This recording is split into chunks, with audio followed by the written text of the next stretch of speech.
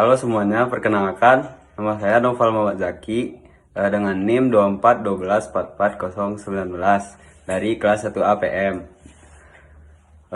Di video ini saya akan membahas secara ringkas tentang sejarah bahasa Indonesia, kedudukan dan fungsi bahasa Indonesia, dan kebijakan bahasa Indonesia. Yang pertama, sejarah bahasa Indonesia. Bahasa Indonesia berasal dari bahasa Melayu yang sudah digunakan sejak Kerajaan Sriwijaya pada abad ke-6.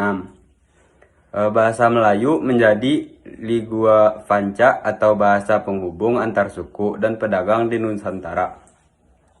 Pada tanggal 28 Oktober 1928, melalui Sumpah Pemuda, bahasa Indonesia resmi diikrarkan sebagai bahasa persatuan. Setelah kemerdekaan Indonesia tahun 1945, bahasa Indonesia ditetapkan sebagai bahasa resmi negara. Yang kedua, kebijakan bahasa Indonesia. Pemerintah menetapkan berbagai aturan tentang menjaga dan mengembangkan bahasa Indonesia. Antara lain, 1. Perpres nomor 16 tahun 2010 tentang penggunaan bahasa Indonesia dalam pidato resmi. Yang kedua, Peraturan Pemerintahan nomor 57 tahun 2014 tentang pengembangan dan perlindungan bahasa dan sastra.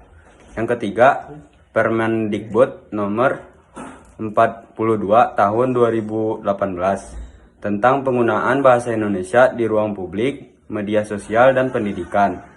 Tujuannya adalah menjaga fungsi bahasa Indonesia di berbagai bidang, termasuk pendidikan, pemerintahan, dan ilmu pengetahuan. Yang ketiga, kedudukan dan fungsi bahasa Indonesia. Kedudukan bahasa Indonesia, 1. Sebagai bahasa nasional. Yang kedua, sebagai bahasa resmi negara. Yang ketiga, sebagai bahasa pengantar pendidikan. Yang keempat, sebagai alat pengembangan ilmu dan kebudayaan. Fungsi bahasa Indonesia, yang pertama sebagai jati diri bangsa, yang kedua sebagai kebanggaan nasional, yang ketiga sebagai sarana persatuan bangsa, yang keempat sebagai alat komunikasi antar daerah dan antar budaya. Bahasa Indonesia bukan hanya alat komunikasi, tetapi juga simbol identitas dan kebanggaan bangsa.